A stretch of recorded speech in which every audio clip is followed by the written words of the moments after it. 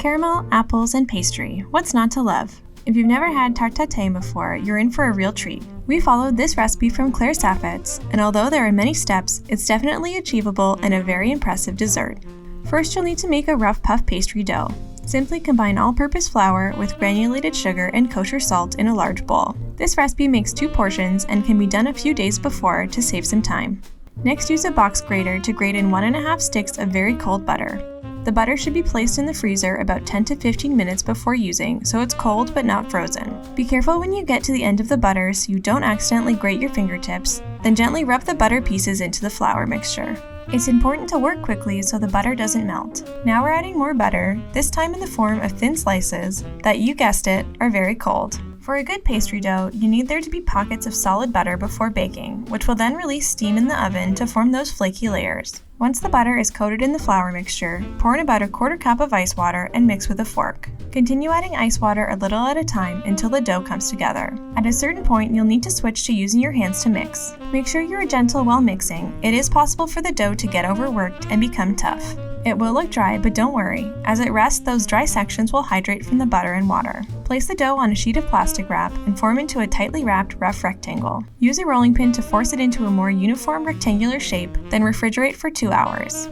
When it comes out of the fridge, it will be very firm, so to make it more malleable but still cold, you can beat it with your rolling pin several times, then firmly roll it out.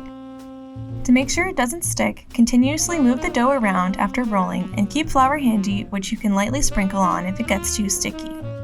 When you have a long rectangle about 3 times the size of your original dough, it's time to fold. Make sure there's no sticking by gently lifting the edges with a bench scraper, then fold the dough in thirds like a letter, bringing one end towards the center, then gently folding the other over top. At this point, the dough will have softened slightly, so it will be easier now to roll it out into another long rectangle the same size as the last one. Fold in thirds again, then press into shape, cover with plastic wrap, and chill in the fridge for another hour at least. In the meantime, prepare 7 to 8 firm and tart baking apples by peeling and coring them, then slicing in half lengthwise and standing them upright in a skillet. Pour over 1/3 cup of brandy, 1 teaspoon of apple cider vinegar to balance some of the sweetness, and 2/3 cup of quality maple syrup. Maple and apples are such a great combination. Now tightly cover the skillet with aluminum foil. You want as tight of a seal as possible because the apples are going to roast in all these flavors, so you want to keep them from escaping. Place in a preheated 275-degree oven for between 1 hour and 15 minutes to 1 hour and 45, depending on how fresh and firm your apples are. You can test if they are done by poking each apple with a skewer. It should pass through easily but with a little resistance. Remove the apples, then place in the fridge to chill, but leave all the liquid in the bottom of the skillet and transfer to a stove over medium-high heat. Bring it up to a boil and stir frequently until it has thickened and has a syrupy texture. Pass the syrup through a sieve, then set aside for later when it will be used as a glaze for the tart. Quickly rinse out your skillet, then return to the stove. The next step is to make a dry caramel, which means melting down sugar without adding any liquid. Sprinkle on just enough sugar to coat the bottom of the pan, then allow it to melt and start to darken before sprinkling on another layer and stirring. Continue like this until all your sugar is added and has melted into a rich amber color. Turn off the heat and start adding pieces of butter gradually, stirring in between, then sprinkle in kosher salt and finally add a little apple cider vinegar. The caramel should be thick but still fluid and have a gorgeous amber color. Set the caramel aside to cool slightly, and in the meantime roll out your now chilled pastry.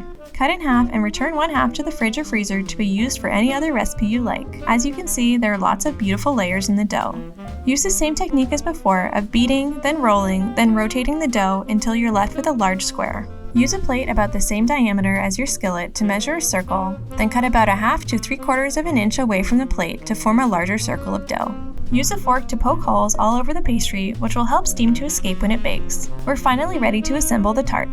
In the skillet of caramel, place the cooked apples cut side up as tightly as they will fit. Drape the pastry on top and use a spoon to gently tuck it between the edge of the pan and the apples. It's now ready to bake at 420 degrees for 20 minutes, then reduce the heat to 350 for an additional 35 to 45 minutes. You can see here why it's called puff pastry.